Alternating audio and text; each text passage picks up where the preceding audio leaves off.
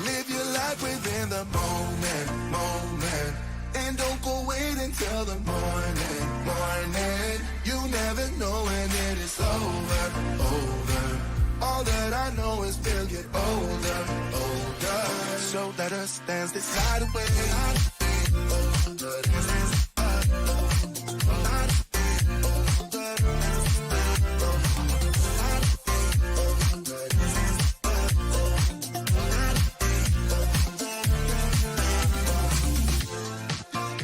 Our bodies move to the groove and the light that flickers.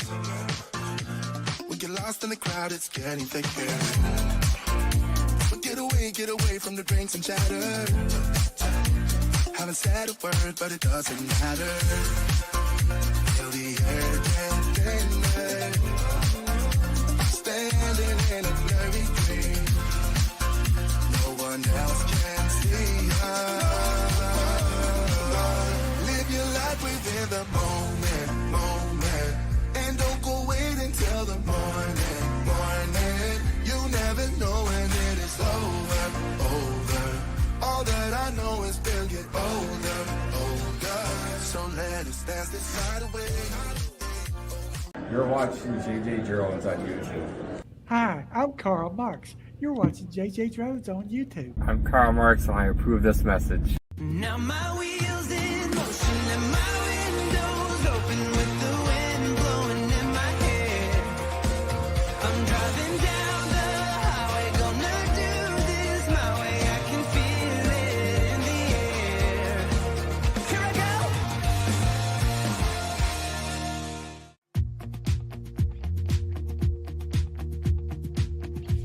Live from the Volvo 780 studios in anywhere USA.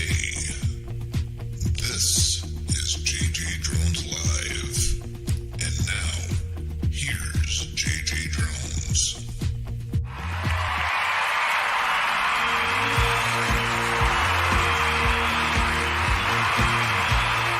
And it's JJDrones Live, coming to you from beautiful Council Bluffs, Iowa.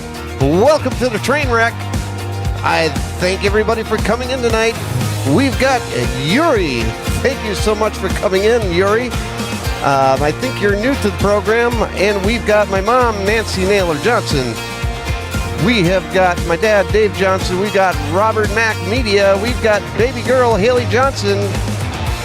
And we have our co-host all saying hi to everybody. Thank you so much for being here tonight. We really appreciate it. And it's going to be an interesting show tonight. Let's just go that way. But before we get to there, if you would like to have your video featured on my website, email me, Jason at JJDrones360.com. And for everything JJ Drones related, go to JJDrones360.com. And if you're going to do some Amazon shopping, use my links on my website, JJDrones360 / Amazon 1. And you will be helping to provide funding for Wreaths Across America. And if you would like to add your video for our Blinker Fluid of the Week segment, email DanDroningVeteran@gmail.com. And to order some of Haley's coasters, they're $10 each. Just go to paypal.me / JJDrones, give us your address, and let us know what you want on the coasters.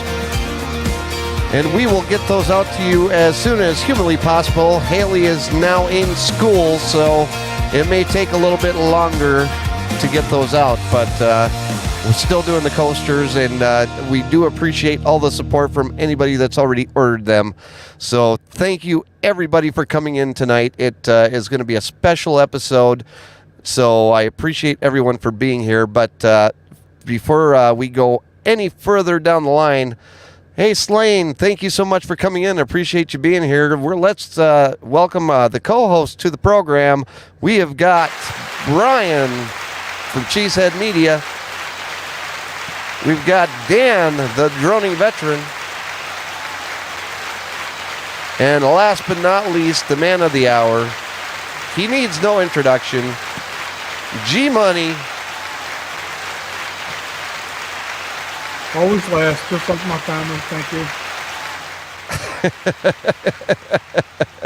But we all love you, G-Money. We all love you. Everybody loves you. And everybody's really clapping because you are on the program. So, we do enjoy having you here. But before we get too far into the deeps of the program, Dan, you want to tell us what is going on with Blinker Flute of the Week this week? I am finally catching up with some quarterfinals because I'm a little bit behind on it. So we have 6 videos, previous winners going on this time. So you'll need to. There is no way to vote other than in the chat, so please put the hashtag plus number 1 through 6. Yes, G Money. In the comments. I have a serious question. I may be look like the village idiot, but in every video they show the guy walking across the crosswalk. What am I missing there? What am I supposed to be seeing? Because did he do something wrong, or did he just walk out in front of a trucker, or what am I supposed to be seeing with that dude? He puked twice walking across the street. Yes. I definitely missed that. Okay. Yes. Well, you're gonna get a chance to see it again today with our Mucinex flavored Blinker Fluid of the Week. So here is our hard to swallow. It is hard to swallow, yes. But here is our sponsor for Blinker Fluid of the Week, Sadie the Sleeping Spaniel. Hey everybody, it's Sadie the Sleeping Spaniel again, and it's quarterfinal weekends for our Blinker Flute of the Week awards.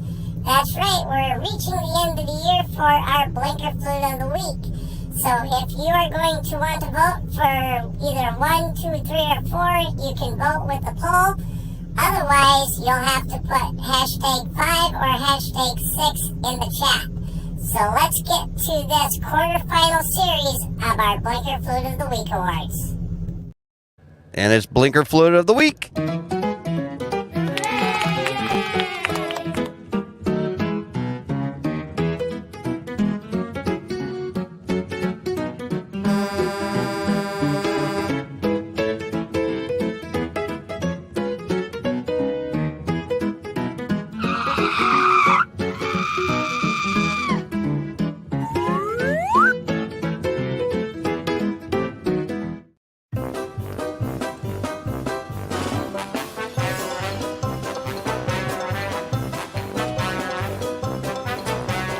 This guy,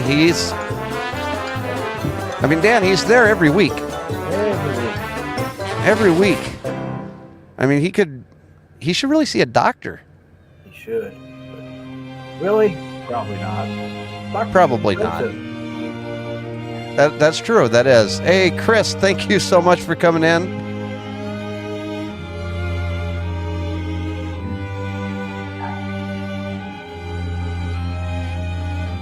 And I am going to put up the poll for 1, 2, 3, or 4. If you want 5 or 6, just do hashtag 5 or hashtag 6 in the chat. That'll make it easier on me. It'll make it easier on Dan. Here's number 1. I remember this one. Yeah, it was a pretty good one. This one was your fault, Dan. It was all my fault. I totally ran the green light. You did. You see? Thank you for actually fessing up to your sins. I'm asking for forgiveness. Please yes. Forgive me. How dare you run that green light?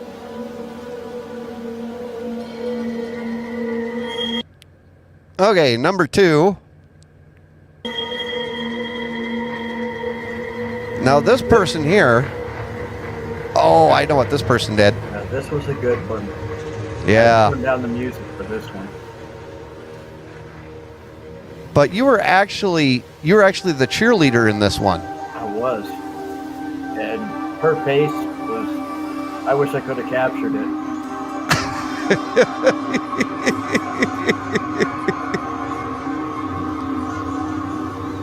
We need a cheerleader uniform for Dan. If anybody can hook us up with a cheerleader uniform for Dan, email me, Jason at JJDrones360.com. Yeah, this one here's another good one. Again, I think you're getting really picky, Dan. I am. I need to lay off a bit. Real life, probably not.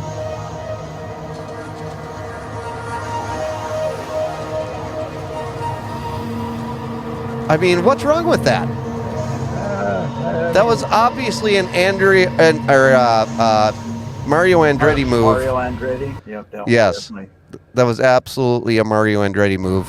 missed the Jersey barrel. That's right.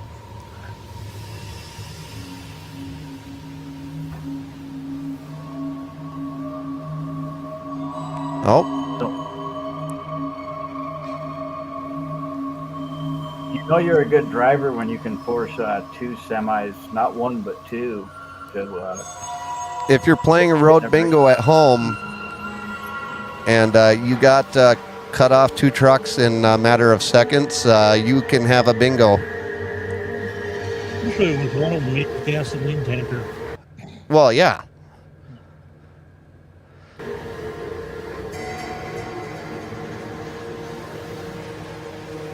Now, Brian, you're familiar with this one.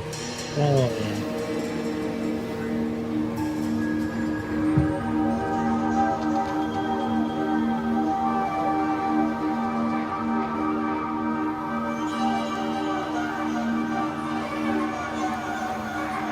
Panhandler coming out with her Starbucks coffee that somehow she came up with her.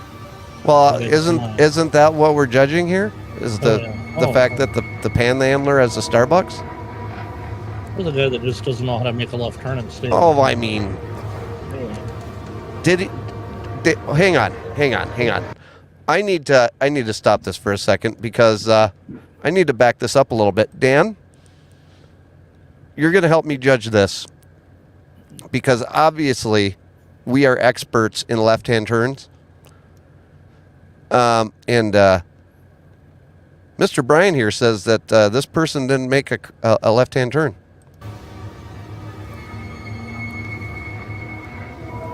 Does that not look like he made a left-hand turn? Well, he did definitely make a left-hand turn. Okay, there you go. I mean, he did cross over. I'm assuming they into the didn't wrong stay in lane. the lane. I'm sorry, Brian. You didn't say about staying in his lane. You just said you didn't know how he didn't know how to make a left-hand turn. He obviously made a left-hand turn.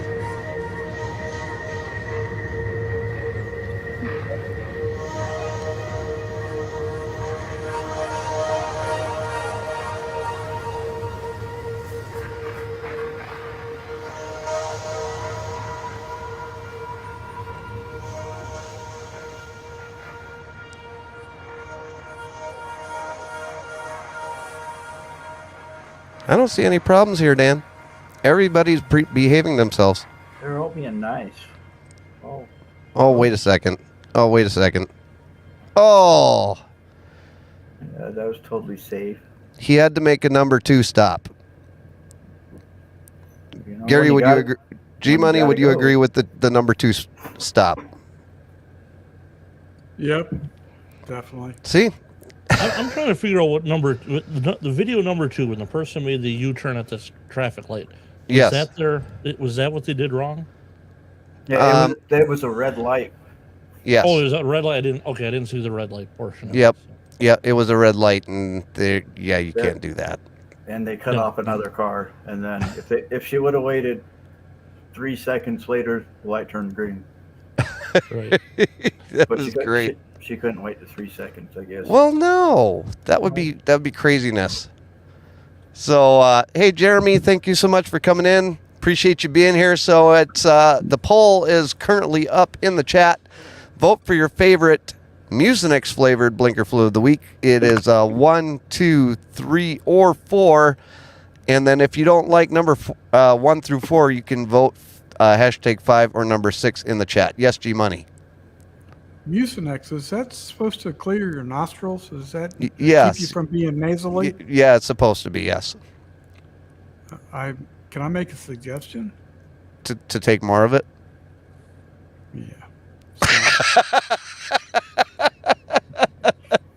Appreciate that.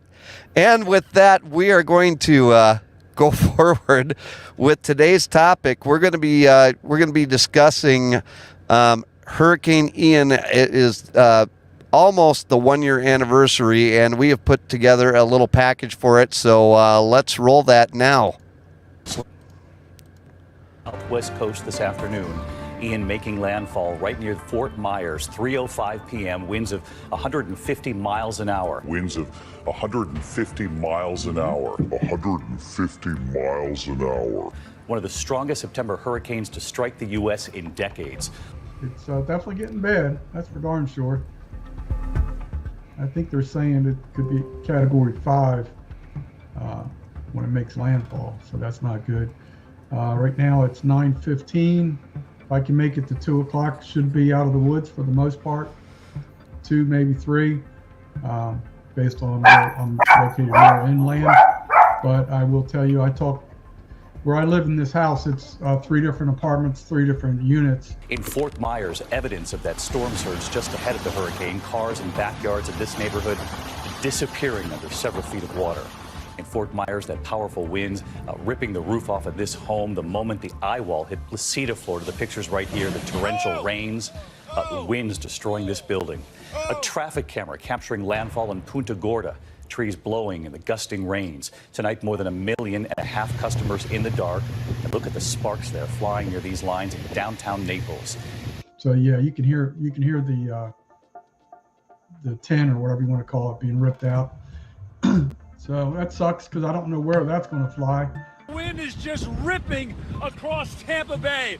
Look at the action here on these waters. We've got a reverse serve where the bottom of the bay is exposed in places that probably have never seen the light of day. And at the same time, these huge swells on a normally calm bay with big white caps smashing into that jetty, which protects the airport. So I would go retrieve it, but the gusts are getting so strong right now. It's not in my hands, so I'm just going to let it do its thing. But I know I prepared pretty well, as well as I could, secured everything in safe place, storage unit. Surge here anticipated anywhere from 12 to even 18 feet. That's the type that takes cars, takes homes. It is not just life-threatening, it is not survivable. But the power's been flickering a little bit. Knock wood, it won't go out. That would be great. The internet went out for about 5 minutes. That restored. Same with the cable. It's on the same system. And just trying to ride it out. Families trapped by the storm surge. Then you're on the 2nd floor already? Yeah, we're all 6 of us in here. Our affiliate WZVN FaceTiming with a group in Fort Myers Beach. There's 15 feet of water now. There's 15 feet of water and it's still coming in?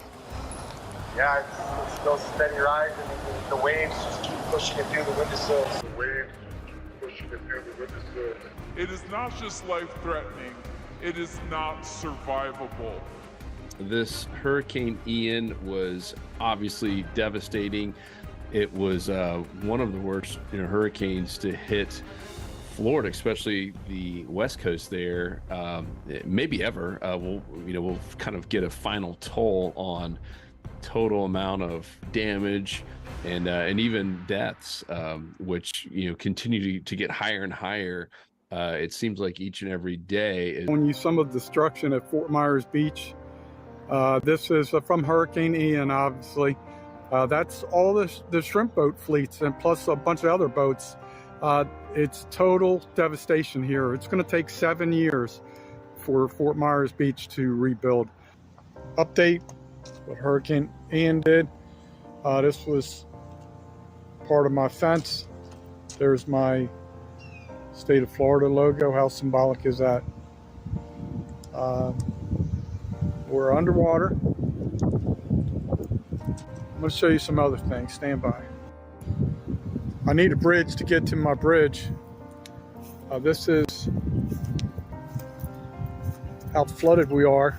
We're actually one of the lucky ones, to believe it or not. I'm going to show you some more. There's one of my neighbors, has a tree down. If you look further down the street, it looks like there's a big tree down in the road down there.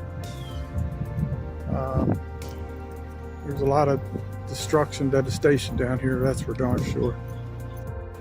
This stop sign and street signs, yeah, it got bent like 90 degrees. What you're seeing there, Miami is not that direction. It's crazy, devastation. Down here, there's big trees down in the road down there. I'm going to show you more over here. The neighbor behind me has a generator going. This is our road, which looks like a river. Bunch of trees down behind these houses here. This is the backyard. I don't know how well you can see it. I really don't want to try and get closer. Our backyard got destroyed. The shed is gone. It's like in pieces. The fence has been really beaten up bad. Part of it on the other side of the boat here, where you see that tin, there's sections of fence missing there. This is a really, really significant storm. It will be one of the storms people always remember when they think about Southwest Florida. Probably be the big one that they always remember. Showing you the devastation that really impacted the Fort Myers Beach Pier. I'm going to show it to you. Fort Myers again, showing you some damage from Hurricane Ian.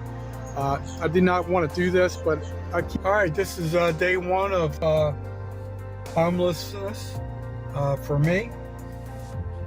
I've never been down this road before, so I figured, what the hell? Might as well document it. There's going to be a lot of people make a lot of comments. All people always do, so going to have a lot of statements, a lot of opinions. But until you live my life, can't speak about my life. So some of the people down there have been having a difficult time, and I know that there's one person in my life that is having a really difficult time as well. And I talked to them today, and they don't want anybody just feeling bad for them or going the extra mile for them, but it affected me. It affected me greatly because I want to do something.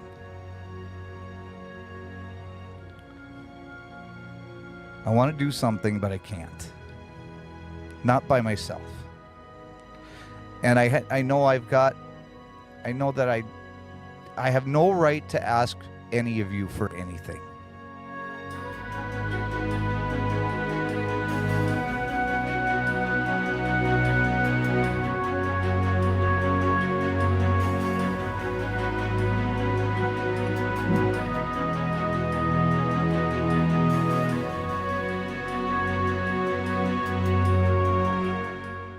Good morning, YouTube.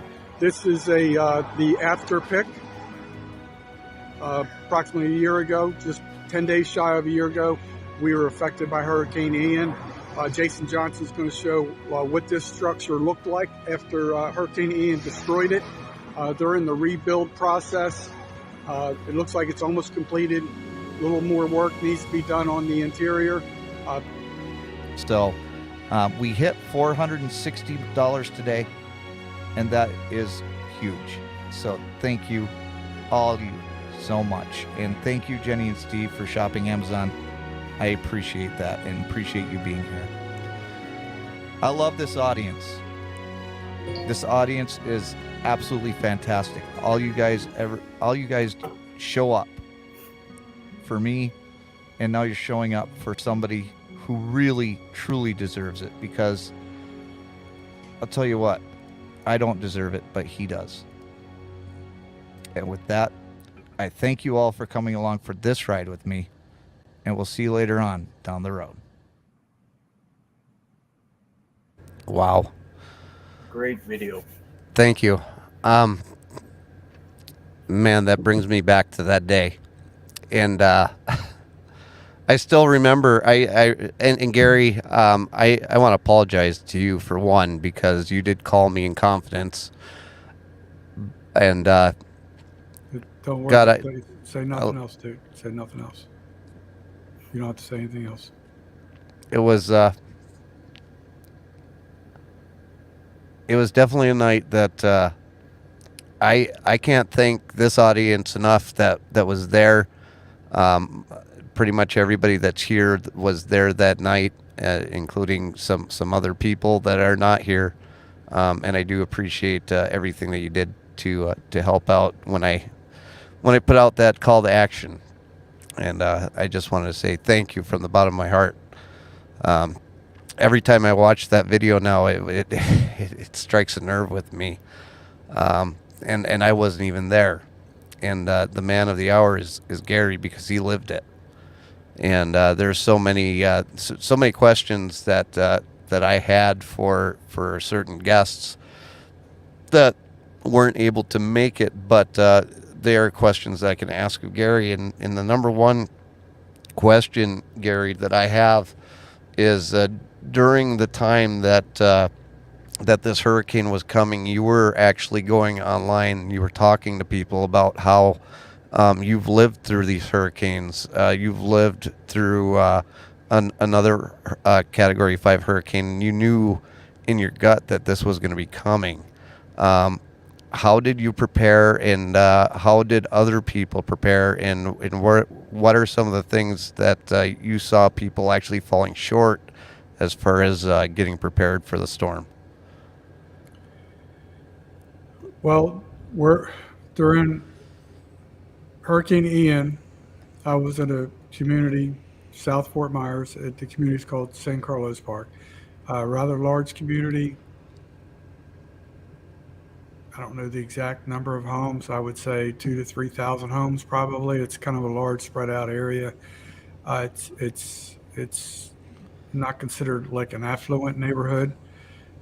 So there was a lot of people that did not secure objects outside, and at least I did as much as I could. I have that big cargo van, so a lot of my possessions, as far as like a grill or anything that could fly around and be a projectile through a window, or potentially through a human being, I tried to secure. We have a laundry room. I tried to secure what I could in the laundry room. It was a common laundry room for the other tenants as well. I brought everything I could inside. My apartment was like a small efficiency, so I didn't have a great deal of space, but I did everything possible to prepare for the worst. And that's about all I can tell you for preparation. I mean, just, the landlord put hurricane shutters on all the windows. The only two he did not do, which I wasn't bent out of shape about it at all. I had a small kitchen window, and I have one of the front doors that has a little arch window with the panes like in between or whatever. Mm-hmm. So it was like, it wasn't like, probably could have sustained breakage, but it wasn't. If it did, it wasn't going to be a big opening. So those two windows did give me some light, because we went without power for right after, when I was talking on that video about the lights flickering, the power did going out for like 10 or 11 days. And that was pretty terrible, because at least the other two apartments, they had plenty of windows where they can open up the windows to get light. For me, it was like living in a cave. So I spent all of my time street side just sitting in my van, literally sitting in my van. That's how I would charge my phone. I would listen to the radio, just waiting for things to get better. And Brian and Dan, if you do end up having any questions to ask throughout this, feel free to go ahead and do so. If you want to just raise your hand or let me know that you want to ask a question, feel free to do so. When after the hurricane went through and you're going through and you're assessing all the damage around the neighborhood there, what was the mood of the neighborhood that you were in? Was there a lot of people in the area still, or did most people evacuate, or did they all just try and ride through the storm like you did? I would say, if I had to guess percentage-wise, I'd say 85 to 90% of the people stayed, because we were not literally like in and had to fear about storm surge where we were located. But we had the same amount of violence as far as wind speed.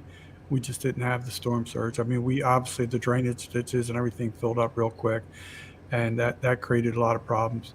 But as far as the amounts of people, most people tried to ride it out, and the next couple of days I did go around the community, and there were some big trees like toppled on houses, and it was just almost every street there was power lines down. If you have a minute, I can tell you something I did. It was probably stupid on my part, but I needed to investigate. So about 5 a.m. the next morning, which it would have still been dark out. I went up to there was power lines down. I could see mind you, almost everywhere in Lee County, the power was out. So there was no glimmer of light anywhere. And even with the headlights, I've never seen it so black in my entire life. So I went real slow, I could see power lines down. I didn't feel comfortable driving across power. So I zigzagged through streets. I finally got up to a main road, and it was called Alico Road. And when I hit this main road, which is Route 41, which is called South Tamiami Trail, I went south on it. And it was just the weirdest thing. I wish I could draw a diagram or something like that. I'm driving and it was pitch black. Even though I had my headlights on, I'm kind of like an old person, like looking over the steering wheel. And I'm in the left lane. I wasn't going fast or anything. And all of a sudden I see a big commercial dumpster in the left lane. And I'm like panicked. So I swerved to the right. And I continued going. Mind you, this commercial dumpster was vertical. It was upright. It was placed like it was supposed to be there. And I go down a little bit further. There's another one in the right lane, perfectly upright. Like all these offshoot tornadoes must have picked up all these commercial dumpsters. And I kid you not, there was probably 10 minimum that I was zigzagging through for about a 1 mile stretch. And it was just the craziest thing because not one of them was knocked over. There was no trash. It was like they were just picked up and placed. Like it was almost like a G-Money obstacle course. Let's just put one in this lane. And it was just crazy. And it was just for that, like probably less than 1 mile stretch of road. And I couldn't see at 5 in the morning, but a lot of like I've done a lot of work for retail companies. So a lot of those type of dumpsters, they don't have wheels. They have like skid pads for the forks to slide in. Yeah. So every one of them was perfectly upright. It just blew my mind that they weren't like all scattered all over the place. I don't know how that can happen, but that's that story. Did you ever consider that asking Mr. Droning Veteran there if he was or what his whereabouts was that day?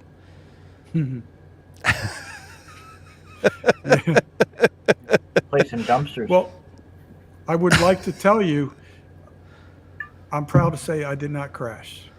That's really good that you didn't crash. That's all I'm going to say. And that was, I mean, it wasn't stupid because obviously you were trying to get to the main road. And I mean, basically that was your only way in and out. So, but to do it at night and I guess I've been in New Orleans after Hurricane Katrina, but that was like a week after. Okay.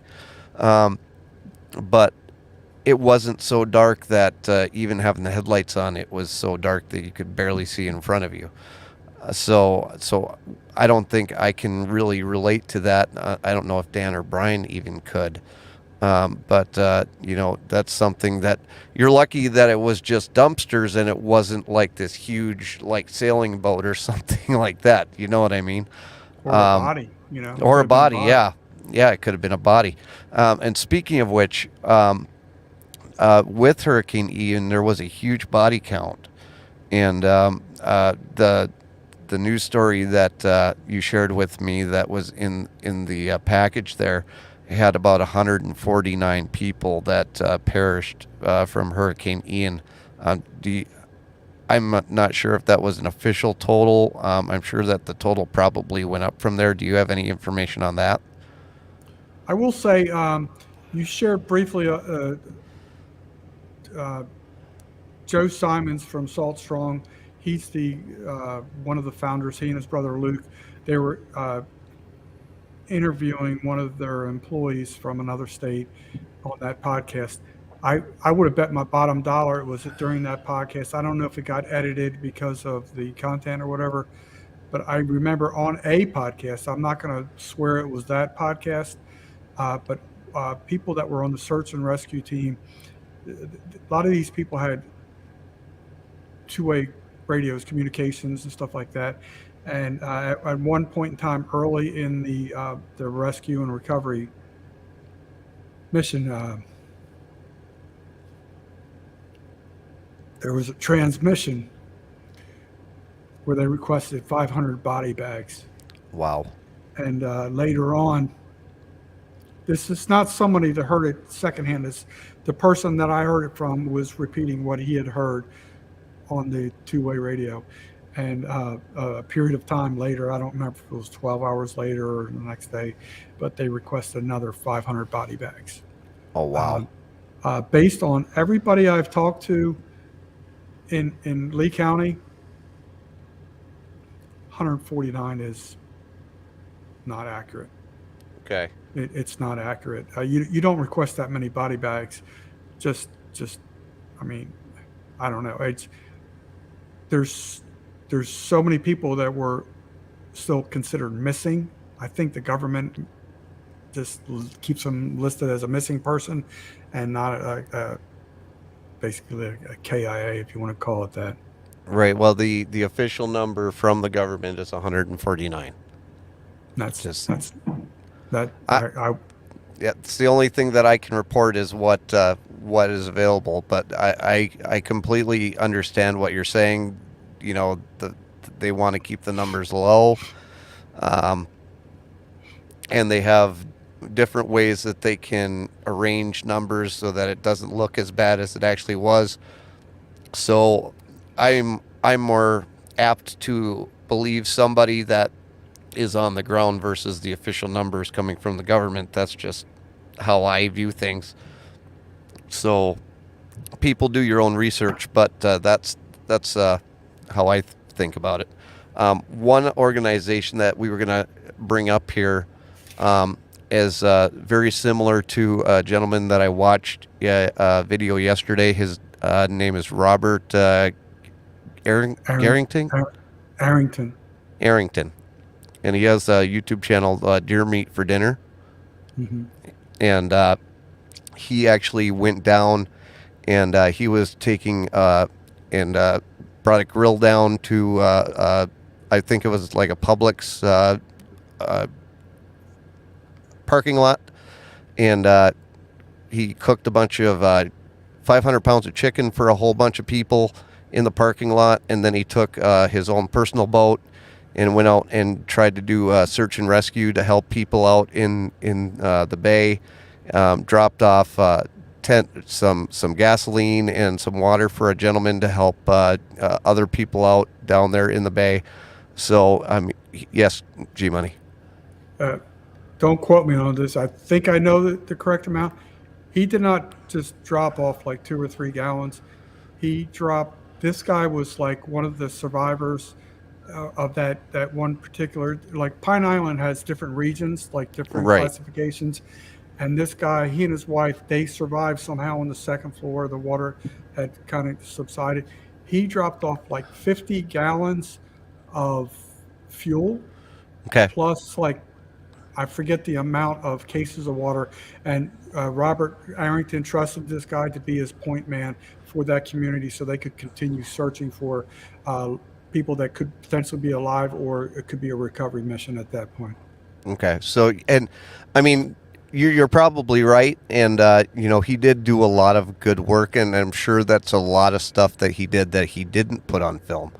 But to go out there and bring out a grill and a $500 or 500 pounds worth of chicken and just be like, hey, come on and eat. You know, I know that you guys are hungry, because most of the people that were coming in were just showing up. People that were staying in their cars, people that were staying on the streets. Just, it didn't matter who you were, what your lot was. You came over and he'd feed you, and that's what we're all asked to do in all trying times, for you know, to help our fellow man. And he was doing the Lord's work there. But there's another organization, and the video package that I put together had a video that they put up on Facebook, which is FK Your Diet. And G-Bunny knows them fairly well. And unfortunately, they're not here to tell their story. But G-Money, you know a little bit more about them than I do. So why don't you share a little bit about their organization? Okay, first of all, I'm going to make clarification on the name. A lot of people misinterpret that. The main owner, Doug, he was a foster child. He was a foster kid. So that represents the FK. FK, Your Diet. It's not Screw Your Diet. It is Foster Kid Your Diet, because they serve big portions, and a portion of that meal, I forget the percentage, like I'm going to guess a number, 15, 10%, whatever, gets set aside for foster care. They make a lot of donations to foster care, a lot of institutions. So where their local restaurant is in South Fort Myers, where I lived. And what they have been doing since he's very well connected. I'm not like the mafia type connected, but he's very powerful in his outreach, and he has such a strong following. They have about 6 restaurants or so, give or take, right now through different regions of Florida. But this is going to be a conservative number, and that's why I wanted them on here to tell the numbers themselves. I would say easily, based on the information I've heard them talk about on their Facebook page, they have fed, without fee, over 400,000 meals. It could be closer to 500,000 or even higher. I know for a fact it has exceeded $1 million worth of food contributions. So what they have done, they have a food truck, and they were going 5 days a week to Fort Myers Beach, because Fort Myers Beach was devastated, destroyed. The only thing left were the big high-rise commercial condos or resorts. So they were feeding not only the homeless, the unhoused or whatever, but any workers that came in from, could be 5 states away, just to help on the rebuild mission. And they're still doing that. So that's what they do. And here's their Facebook page. Mm-hmm. That's the front of the restaurant. That's South Fort Myers restaurant. Okay, so this is their South Fort Myers restaurant. And I know that I've got a picture that, let's see here. Oh, hey. That's from 9/11 Memorial. Correct. Let's see if, I mean, they do have a lot of, okay. So this is from the hurricane here. I think this is from this year. I forget from that one. Cedar Key. Cedar Key. That's from Idalia. Okay.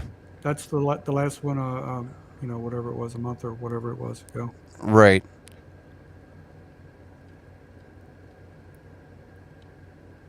And then I guess, yeah, this is the same situation that's from more recently. So these guys are going out there and they're actually helping people all the time. This isn't something that they just decided to do.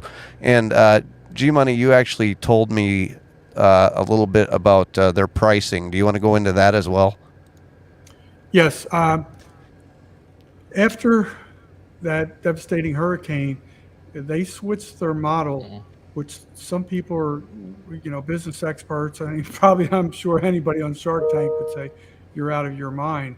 But what they did was, rather than having pricing on their menu, like if it was, $9.99 for a Western omelet with, hash browns and all that, they just removed all pricing on their menu. And if Dan wanted to come in and get one of those Western omelets and he didn't have any money, no problem. They're going to feed you. If you only had $1.99, they're going to feed you. If you had $39.99 to contribute, they're going to take it. But they don't charge people.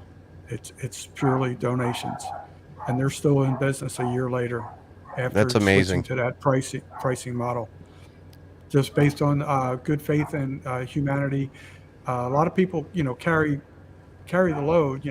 People that can pay extra, and there's always donations every day there. So, Brian or Dan, did you have a question? Yeah. I do. Okay. Go ahead, Dan.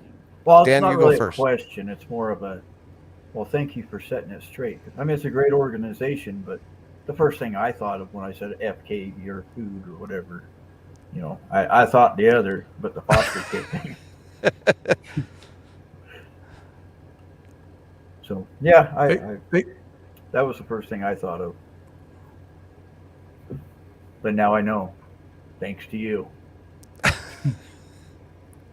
Brian? Well, two things. One, I'm just looking on my map here of Fort Myers, my other screen. I was just trying to figure out what was the name of this restaurant, or do you know where it's located, Gary? It's considered South Fort Myers. Probably has the zip code of 33967. So it would be FK space your space diet. FK your diet. And they do have food trucks. A food truck. One. Oh, just solo. one food truck. Okay. Yes. That's the one I took a picture of that sent you. Yeah, I found it. There's also one that says Cape Coral. They have one there too as well.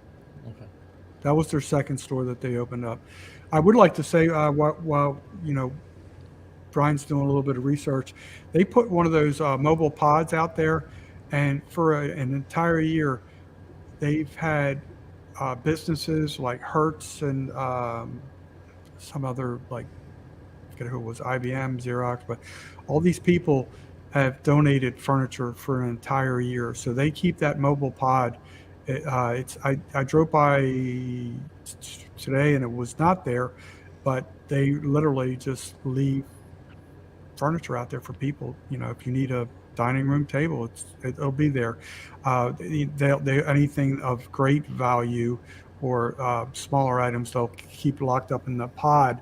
But you come up, and if you say, "Hey, I need a toaster," if they got a toaster, you've got a toaster. Whatever it is. So, right. They don't charge people. They're not making any money off this. It's all purely 100% giveaways. That's awesome. Brian, what was your other question that you had? Well, my other question was a little bit more personal for Gary. And Gary, if you don't want to answer this, I completely understand. You mentioned it when I was watching the video. It sounded like water was up to your apartment, the building that you were living in, but not in it. What was the ultimate reason why you ended up becoming homeless from the storm? I mean, just damage to the building, or partially? It was kind of weird. It's like, I think Jason knows a little bit of this story, and since you asked, I will mention it. My landlord had two other homes that was waterside, and they got devastated. They were like, for whatever dumbass reason, he was self-insured. He lost two homes and 5 vehicles, and he had a couple rental properties on the street I lived on. And I will tell you, in all honesty, I'm not looking for a pat on the back or anything, but the one guy that lives in the main unit of the house was a handyman. He was easily 15, 20 years younger than me. He left. He went to Miami or somewhere. And then the other gentleman on the other side was a big, heavy-set, obese guy that has COPD. And so I did the entire cleanup of the property. I had no communication with the landlord. I cleaned everything up. I put it all street side and everything. And like I told you before, I was in my little apartment, that little efficiency I had, there was really no light, where the other two apartments had a lot of windows. At least you could open up the windows and have light. And so I sat out in the van. Well, he pulls up one day, and I was obviously late on rent because I hadn't seen him one, and nobody was working. It was Right. devastating. So Right. he was pissed off at the world because he lost everything, and he just pretty much evicted me because I was a little bit late on rent, and I tried talking reasonably to him, but so I was out. Okay. And that was a very difficult time in your life, and I know, Gary, that things haven't been rainbows and unicorn dreams since then. But I am happy to see you standing upright still, so that's a good thing. It's you've become a really good friend to me, and I enjoy having you as a friend because there's a lot of things that we do share in common with certain issues, so that we can kind of bounce each other's thoughts on certain things off of each other. And we both enjoy doing YouTube, so that's something that we have in common as well, that we can share ideas and stuff like that. So I appreciate you being so open with everything that happened down there. Yes, G Money. I'd like to share one more story. Just I don't remember if I've told you or not, or I can't remember if I even shared this on a video or not. But like I said, we were out of power for, I don't know, 10 or 11 days, whatever it was. And a lot of these power companies from all over the country came to basically rescue us and bust our ass to get everybody up and operating. And like I said, it was the 10th or 11th day. I was out front talking to one of the power company workers from Alabama. They were real nice people. And I was like literally talking to this one young fella this direction, and all of a sudden I hear a kaboom, the loudest explosion I probably ever heard in my life. And I turned to the left, and one of his coworkers was in the bucket, and something malfunctioned, a transformer just blew up in this guy's face. I remember looking and see these major flames like go across his face and his head, and he was in the bucket, and I'm watching, and I'm thinking this gentleman's dead, this guy's dead, and I was literally expecting him to fall out of the bucket or something. And then he kind of this was the weirdest thing, I'll never forget this. He all of a sudden, you see him, he hits just the down lever, and he just looked like he had a really bad sunburn, and I don't know how that happened. So I'm talking to this dude, and I'm pretty much like, WTF, that's he goes, that's my brother, he'll be all right. He goes, that happens all the time. These good old country boys from Alabama, right? I'm like, no friggin' way. I was like, he almost died. And he came down to the ground later, and one of the neighbors brought him a sandwich and a soda, and he was like, no big deal. I'm like, I could not believe it. I thought I just witnessed a death, and Right. he's trying to save my ass, and like I'm thinking I got to go try and save it. How do you save someone who got their head blown off, And like, no, he just had a bad sunburn. Right. Yes, Brian.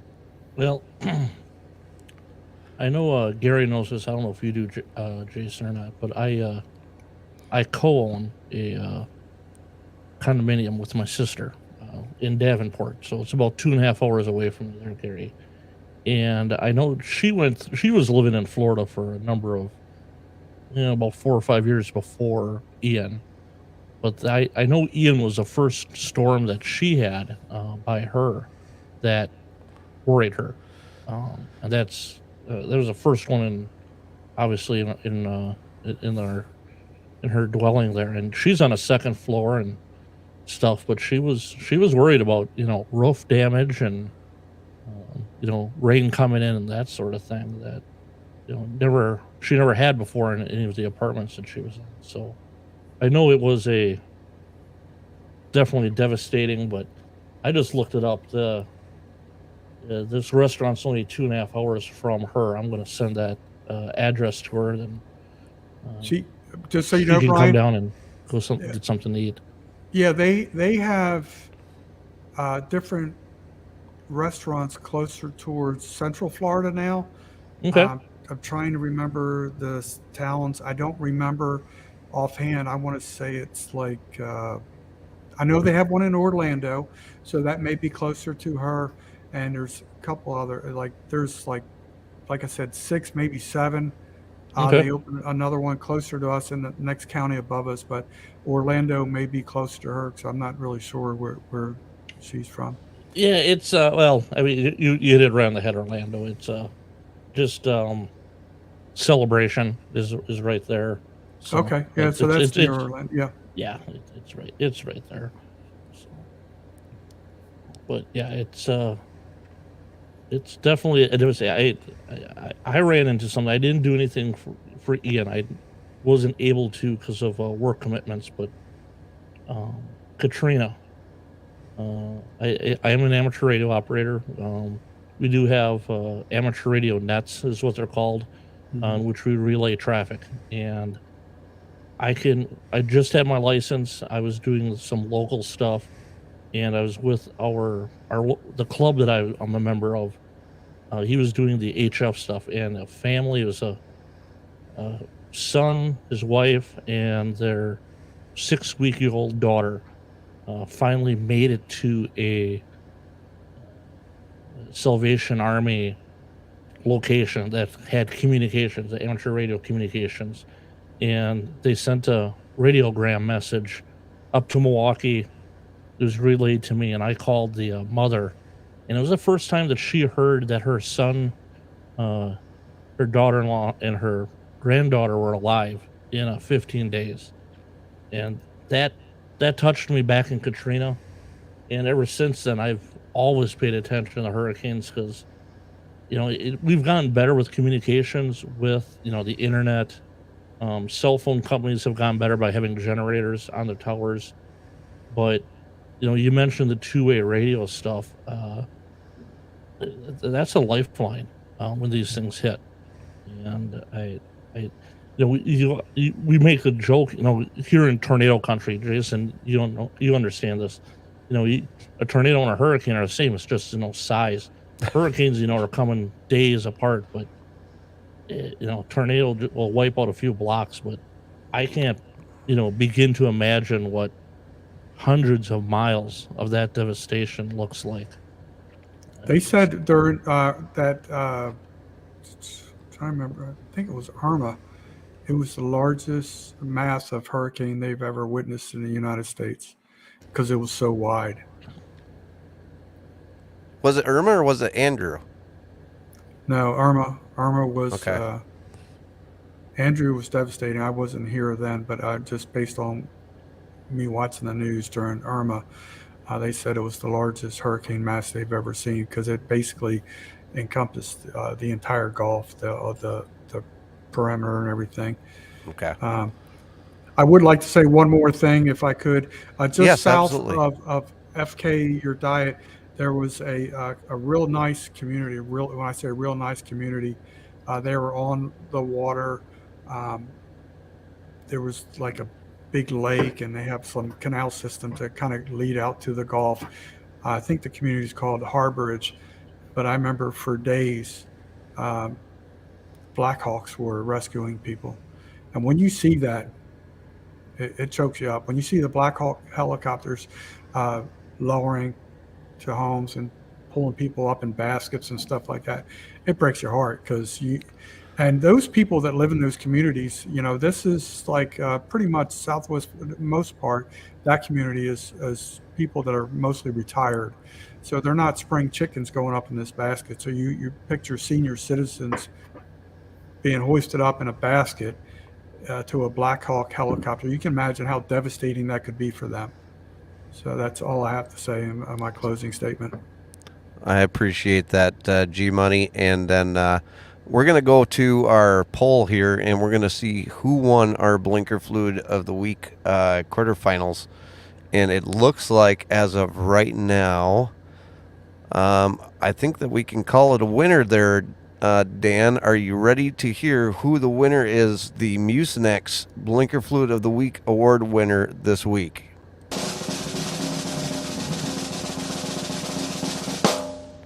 It's number 4. Number 4? Not surprised. Number 4, congratulations. You are the quarterfinal winner. How many? It doesn't say how many total votes they got, though. It doesn't say total votes, but I can see that there were a few votes in the chat. Yeah, Plus, on top of that.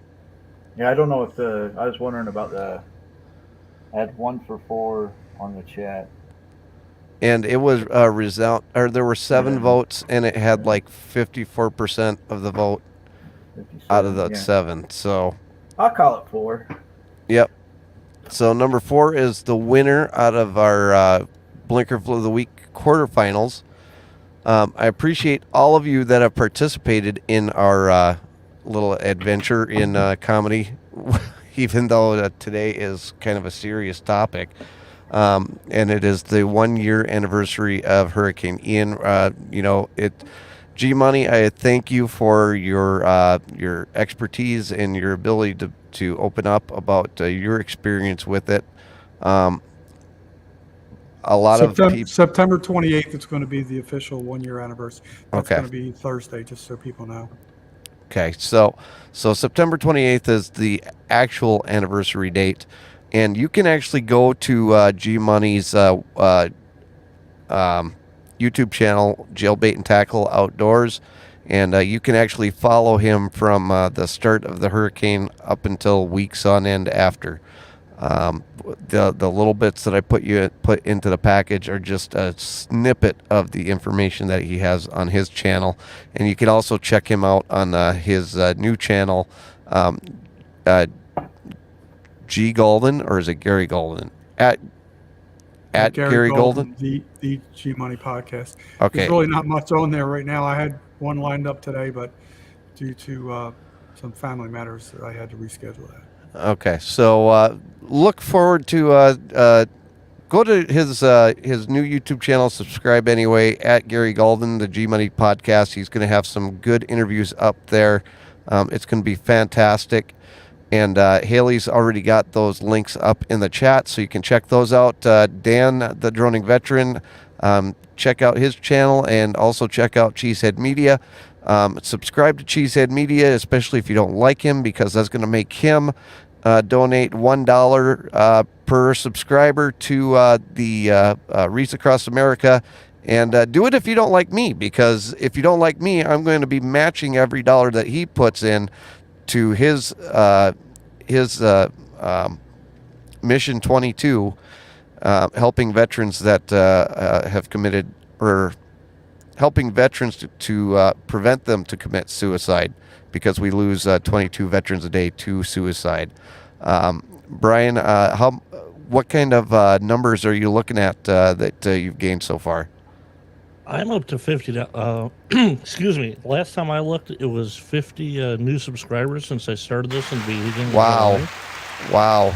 Yeah, it blows me away every time I look at it. And 49 every time we do Culver's one of these, it employees. seems to go up quite a bit. So, which is good. I just make me keep prying open that wallet. This is all for a good cause.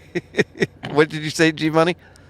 49 Culver employees and his mother was the other one.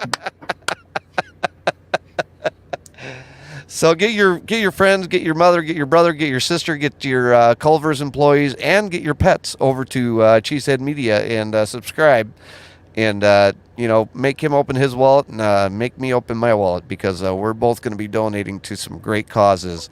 I heard Sadie hadn't subscribed yet, though. She hasn't. We're going to have to get Sadie, the sleeping spaniel, over there to subscribe. And Laura doesn't really subscribe to anything other than the couch. So and watch a video while you're there too, or 3.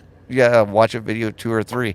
But Monday is going to be kind of exciting because the DJI Mini 4 Pro is going to be coming out, and next Sunday I'd like to talk about that with Brian and Dan. So look forward to that. But before we go, we're going to let Brian, Dan, and G Money give us some last words. Go ahead, Brian. He said Brian first. Oh, good. So. Yeah, I guess I am first. You know, I just want to tell everyone, be kind to each other. You know, I'm listening to what Gary went through today. You took the words out of my mouth. What am I going to say now? God damn it. I had a couple experiences this week that I was talking about before the show of just people just need to be nice to each other. The world would be a much better place if we all just, step back, took a deep breath, and just be kind. Treat other people how you want to be treated. Very good. Dan? I'll go opposite. Be rude and get in front of me so that I have the camera going, and don't use your blinker so I can get some footage. Actually, that's kind of being nice because it gives you more footage for the next episode. No, it's being rude. Oh, okay. G Money. Well, not much I can say. Just share the love, not the hate. That's all I got to say. All right. Well, I appreciate all of you guys for being here every week. And Dan, thank you for coming back and, not abandoning us. We were all feeling very much abandoned. So, I'm glad I could come back.